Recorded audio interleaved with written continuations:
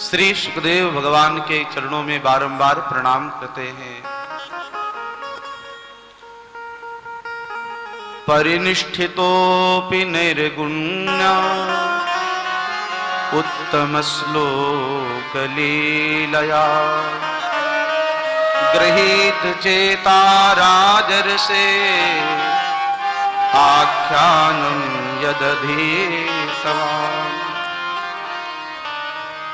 6 दिन निकल चुके हैं। राजा परीक्षित गंगा के किनारे पर भूखे और प्यासे बैठे हैं।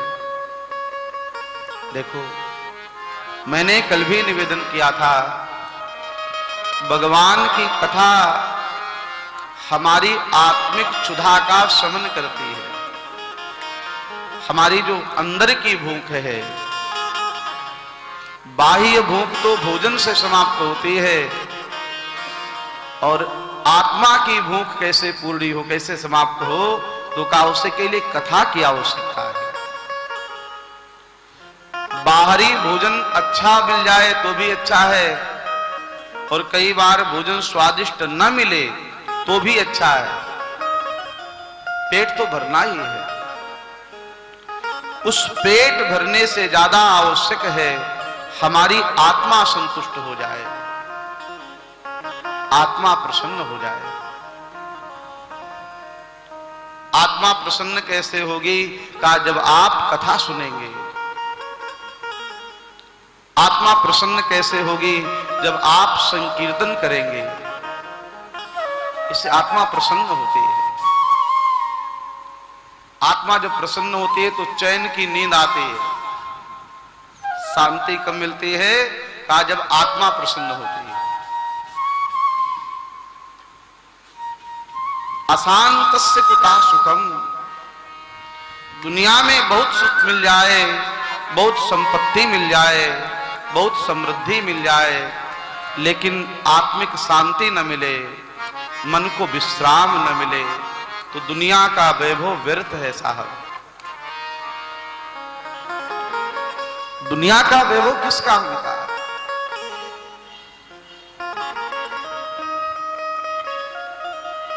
आत्मा को शांति मिलती है कथा से। पायो परम विश्राम। कब? का जब राम का गुणगान किया। निज गिरा पावन करन कारण राम जस तुलसी कहे। मन को विश्राम मिल जाएगा, और एक बार विश्राम मिल गया तो जीवन में आनंद आ जाएगा, आनंदमय हो जाएगा जीवन।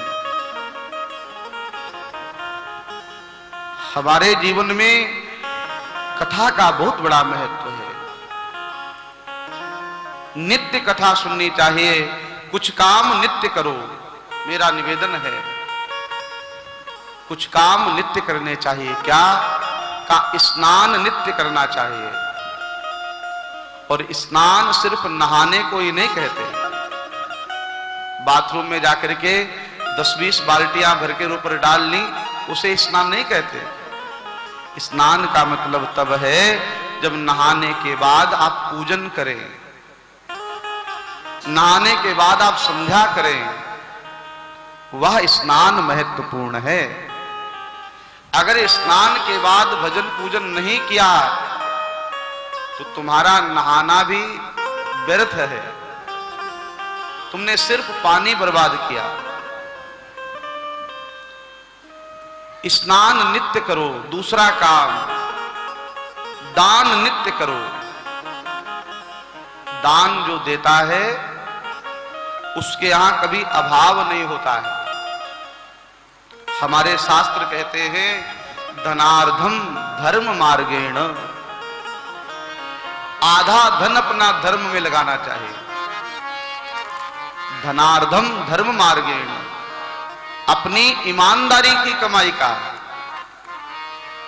धर्म की कमाई का, परिश्रम की कमाई का आधा धन सत्कर्म में लगाना चाहिए।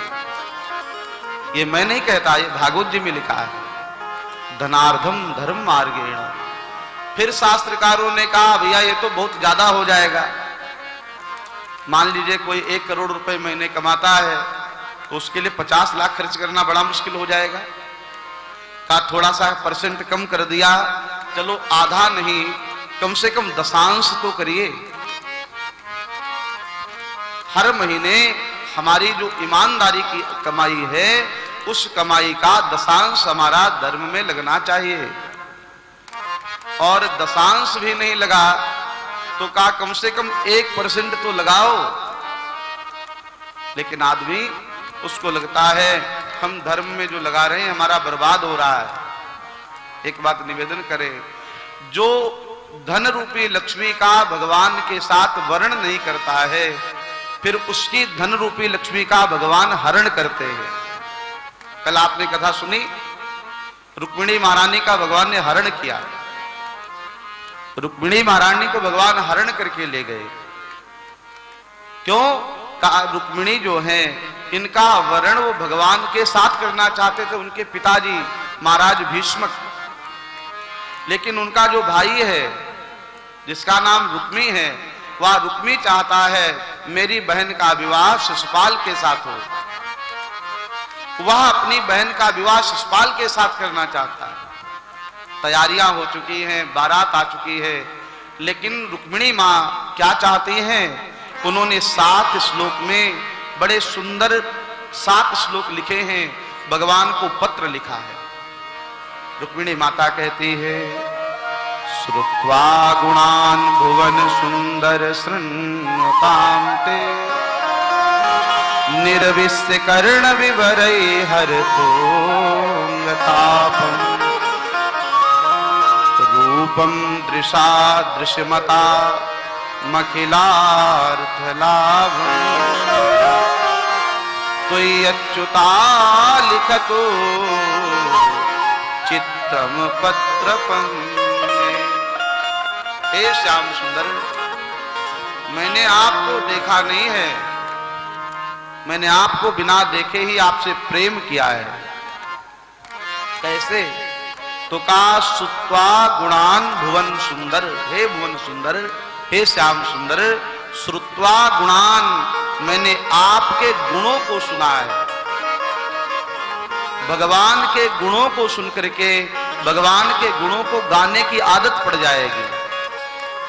जो हमें अच्छा लगता है ना हम उसका गुणगान करते हैं। आपने कहा होगा, सुना होगा। जो स्थान हमें अच्छा लगता है हम उसका गुणगान करते हैं।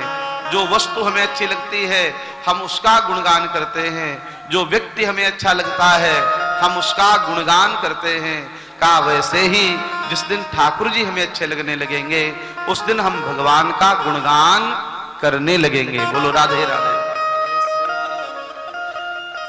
आपको सोचना नहीं पड़ेगा कि आपकी वाणी से सिर्फ ठाकुर जी का ही गुण निकलेगा, क्योंकि जब उनसे प्रेम हो जाएगा, जब उनको जान जाएंगे तो प्रेम हो ही जाएगा।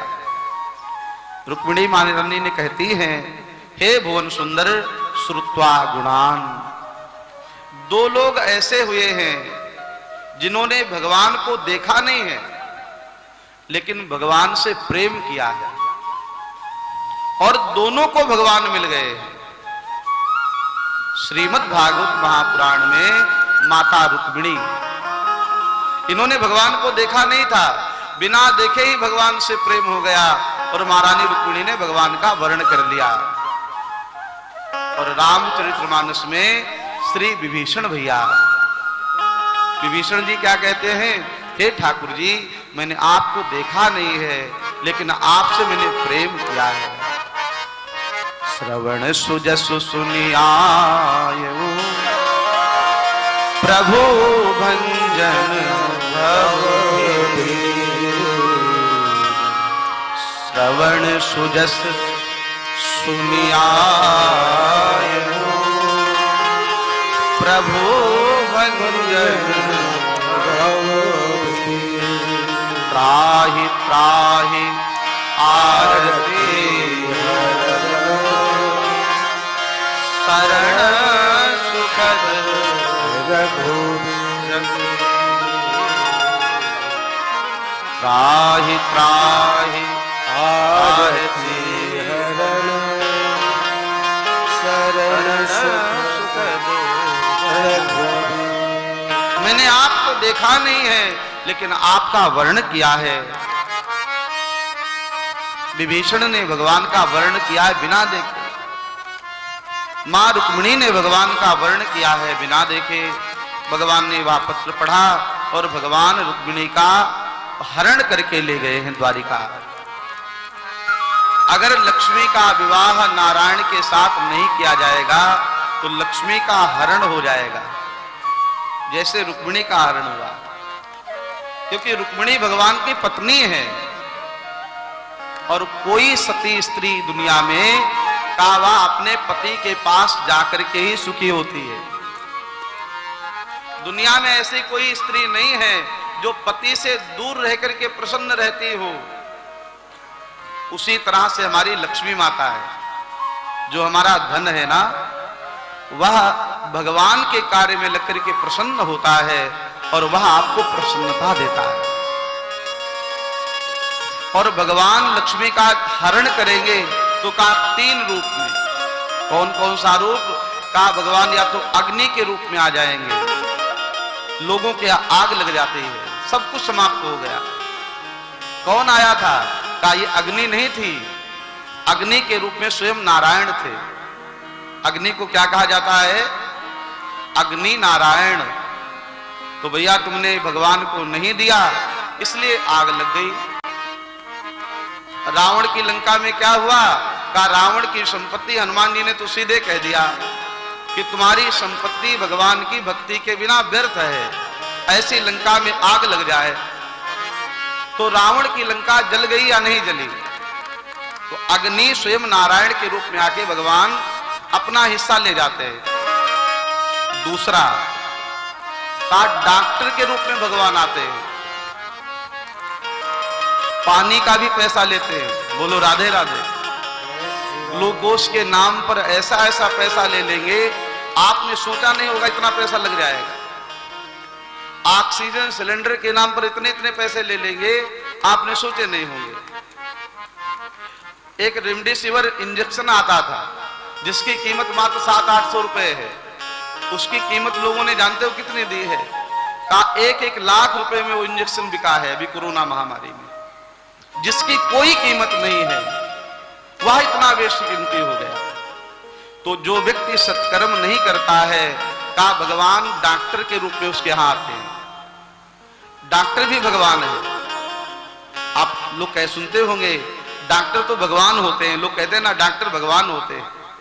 तो भैया जब तुमने लक्ष्मी को धर्म में नहीं लगाया तो भगवान डॉक्टर के रूप में आए। कहा हमारी लक्ष्मी को हमको दीजिए, क्योंकि लक्ष्मी तो हमारी पत्नी है। और डॉक्टर भी भगवान माने जाते हैं। एक व्यक्ति डॉक्टर की स्तुति कर रहा था, उसने डॉक्टर साहब से कहा डॉक्टर साहब मैं आपको प्रणाम करता हूं। और श्लोक क्या बोला? वैद्यराज नमस्तुभ्यम यमराज सहोदर यमस्तो हरते प्राणम तुम तो प्राण धनानि चा। हे वैद्यराज आपको मेरा प्रणाम है। का आप यमराज के सगे बड़े भैया हैं। वैद्यराज नमस्तुभ्यम यमराज सहोदर। का लेकिन आपकी विशेषता यमराज से भी ज्यादा है। क्या? का यमस्तु हरते प्राणम।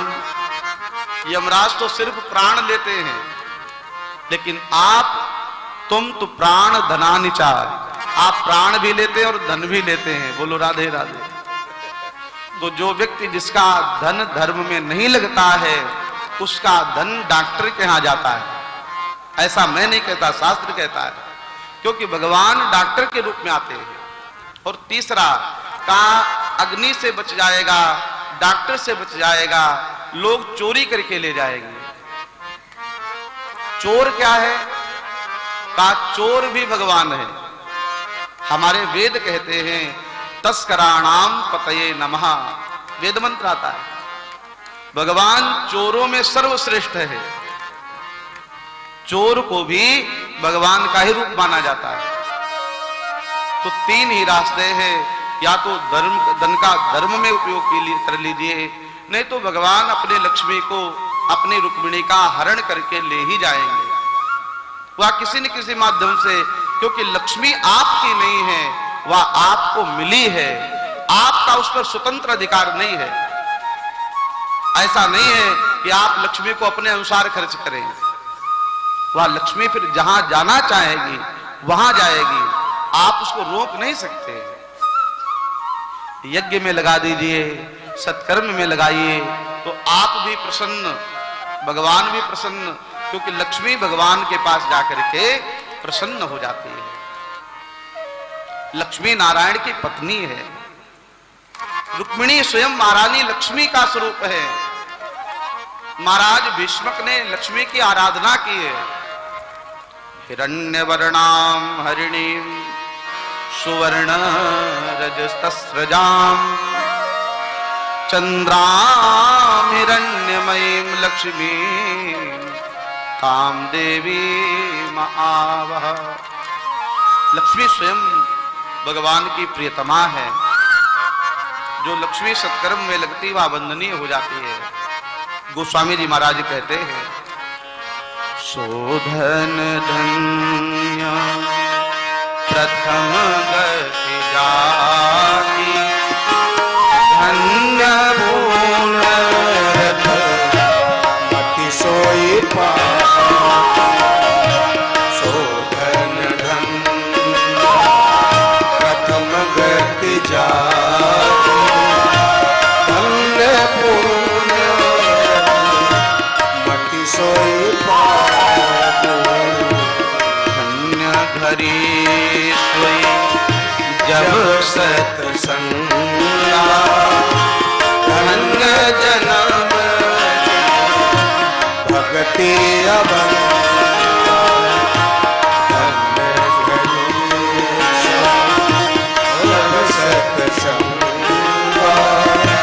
धन्य जन्म भक्ति अभंग सो धन धन्य प्रथम गति जाति धन्य पुण्य मति सोई सो धन धन्य प्रथम गति जाति धन्य पुण्य मति सोई धन्य पुण्य मति सोई सो धन धन्य। लक्ष्मी के दो वाहन हैं। लक्ष्मी जब अपने पति नारायण के साथ आती हैं तो लक्ष्मी गरुड़ पर बैठ के आती हैं, गरुड़ वाहिनी बन के आती है। उनका नाम है श्री। श्री और लक्ष्मी में अंतर होता है। लक्ष्मी दो प्रकार की हमारे यहां है। एक का नाम है लक्ष्मी, दूसरे का नाम है अलक्ष्मी। शास्त्रों में कहा गया है लक्ष्मीम आवायामी अलक्ष्मीम नाशयाम्यहम। परमात्मा से प्रार्थना की गई है, हे प्रभु हमारे घर में अलक्ष्मी ना आए। पैसा बहुत हो लेकिन पैसे को लेने वाला परिवार में कोई वंशज न हो, ऐसा लक्ष्मी किस काम की। धन हो लेकिन हमारे परिवार के लोग लायक न हो, वह धन किस काम का। धन हो लेकिन परिवार में अशांति रहती हो, झगड़ा होता हो, विवाद होता हो, वह लक्ष्मी किस काम की। हे प्रभु भले ही हमको कम देना लेकिन हमारे घर में लक्ष्मी आए, श्री आए, मुझे ज्यादा नहीं चाहिए। साईं इतना दीजिए जामे कुटुंब समान, मैं भी भूखा ना रहूं, कोई साधु भी भूखा जाए। ये प्रार्थना की गई है, भगवान मुझे बहुत ज्यादा मत देना, इतना मत देना मैं बिगड़ जाऊं, इतना देना कि मुझसे सत्कर्म होता रहे, इतना देना मेरा परिवार लायक बना रहे, इतना देना मेरे परिवार में सद्बुद्धि बनी रहे, इतना देना हमारा यश इसी तरह समाज में बना रहे, हम देने लायक बने रहे, इतना देना। ये प्रार्थना की गई भगवान से। लक्ष्मी जब नारायण के साथ आती है तो लक्ष्मी गरुड़ पर बैठ के आती है, और लक्ष्मी जब अकेली आती है तो उल्लू पर बैठ के आती है। लक्ष्मी अकेली, जब जो लोग ज्यादा लक्ष्मी की याचना करते हैं, सिर्फ पैसा चाहिए का, उनका जीवन उल्लू के जैसा हो जाता है। जैसे उल्लू को सिर्फ रात में दिखाई पड़ता है ना, वैसे ही ऐसे लोगों को गलत कार्य में अच्छा दिखाई पड़ता है, अच्छे कार्य में बुरा दिखाई पड़ता है। जहां अच्छा कार्य हो रहा है उसमें वो कमियां निकाल देते हैं। का ये लोग तो धंधा करते हैं, कथा महाराज में इतने बकता है। अरे भैया, धर्म का धंधा धर्म करे व्यक्ति, वह धंधा भी तो बंदनीय है। अगर धंधा, ये मान लीजिए धंधा है, तो गलत काम तो नहीं किया जा रहा है। अगर आपसे सहयोग लेके सत्कर्म किया जा रहा है तो ये धंधा भी समाज का कल्याण करने वाला है, इसमें कौन सी बड़ी बात है।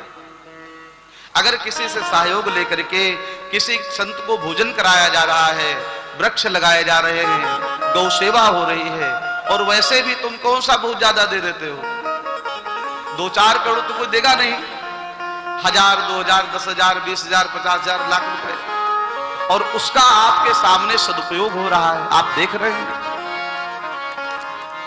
अगर धर्म सत्कर्म का धंधा भी हो और समाज में हर व्यक्ति सत्कर्म करने लगे तो ये धंधा भी तो बंदनीय है।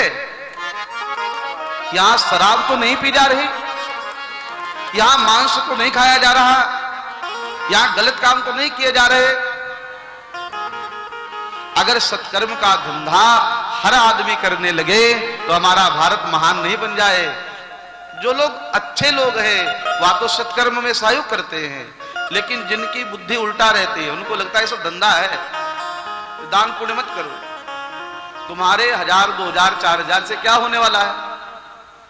आपका धन सत्कर्म में लगे, ये तभी लगेगा जब भगवान की कृपा आप पर होगी। एक बात आपसे निवेदन करें कि हर व्यक्ति का धन धर्म में नहीं लगता है, हर व्यक्ति का धन धर्म में नहीं लगता है।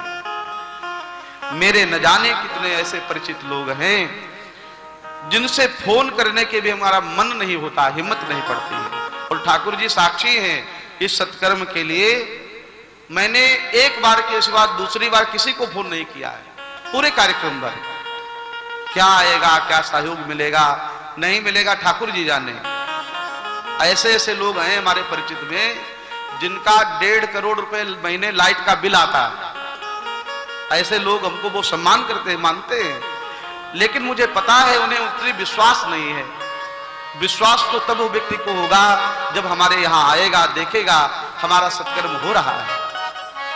तो मेरा निवेदन उनसे यही है कि आप पहले आइए, देखिए आपका पैसा लग रहा है कि नहीं लग रहा है, उसके बाद सहयोग दीजिए। मैं बिना आपकी इच्छा के सहयोग किसी से नहीं मांगता। तो धर्म में सबका पैसा नहीं लगता, धर्म में धन उन्हीं का लगता है जिसे भगवान सुख देना चाहते हैं। धर्म में धन उन्हीं का खर्च होता है जिन्हें भगवान अपना बनाना चाहते हैं। जिनके ऊपर ठाकुर की विशेष कृपा है उन्हीं की यह सद्बुद्धि होती है कि हम सत्कर्म करें, हम यज्ञ करें, हम दान करें। नहीं तो लोग अपने बच्चे का बर्थडे मनाते हैं और 20-20 लाख रुपए खर्च कर देते हैं एक एक बर्थडे में। मुझे लगता है कि देखो ये सब करना तो व्यर्थ है, किसको दिखा रहे हो। समाज के लोग तुम्हारी प्रशंसा करेंगे, तुम्हारा ही खा के जाएंगे, तुम्हें गालियां देंगे जाकर के। चाहे जितना बढ़िया बर्थडे मना दो, चाहे बढ़िया जितनी बढ़िया पार्टी कर दो, ये संसार के लोग हैं, तुम्हारे अपने, तुम्हारे चाहने वाले लोग तुम्हारे पीछे जाकर तुम्हें को गालियां देंगे। इनको खिलाने से कोई लाभ नहीं है, उसकी अपेक्षा शराब पिलाने से ज्यादा श्रेष्ठ है कई संतों की सेवा करो, भंडारा करो। ये समाज के लोग तुम्हारी प्रशंसा कभी नहीं करेंगे। तो सत्कर्म में उसी की श्रद्धा होती है जिस पर भगवान की कृपा होती है। मां रुक्मिणी का भगवान ने हरण किया है, फिर भगवान ने रुक्मिणी का वर्ण किया है। रुक्मिणी महारानी के गर्भ से एक प्रद्युम्न नाम का बालक का जन्म हुआ है। उस प्रद्युम्न का हरण संभरासुर ने किया है, ले जाकर के समुद्र में फेंक दिया। समुद्र के अंदर एक मछली रहती है, उस मछली ने निगल लिया है। वह संभरासुर के राज्य में ही वापस आ गया। जब निषादों ने उस मछली को चीरा है तो उस मछली के अंदर से प्रद्युम्न जी निकले हैं और एक मायावती नाम की दासी है जो स्वयं काम की पत्नी रति है। उस रति ने प्रद्युम्न का पालन किया है। यद्यपि संबंध में वह प्रद्युम्न की पत्नी ही लगती है। जो मायावती है ये काम की पत्नी है और काम ही स्वयं कामस्तु वासुदेवांशो, काम ही स्वयं भगवान श्री कृष्ण के अंश से माता रुक्मिणी के गर्भ से प्रकट हुए हैं। सम्रासुर के राज्य में ही प्रद्युम्न बड़े होने लगे। प्रद्युम्न एक दिन देखते हैं जो मायावती उनके हाव भाव बदल गए। कहा देवी आप तो मेरी मां हैं लेकिन आपके हाव भाव परिवर्तित लगते हैं हमको। तब मायावती ने कहा महाराज मैं आपकी मां नहीं हूं, मैं आपकी पत्नी हूं। और जब भगवान शिव ने कामदेव को जलाया था तब भगवान भोलेनाथ ने कामदेव को यह आशीर्वाद दिया था, जब जदुवंश कृष्ण अवतारा कोई हरण महिमा जदुवंश कृष्ण अवतार कोई हरण महिमा कृष्ण तनय हो ही पति को वचन अन्य होई नमो कृष्ण तनय हो हे पति वचन अन्य होई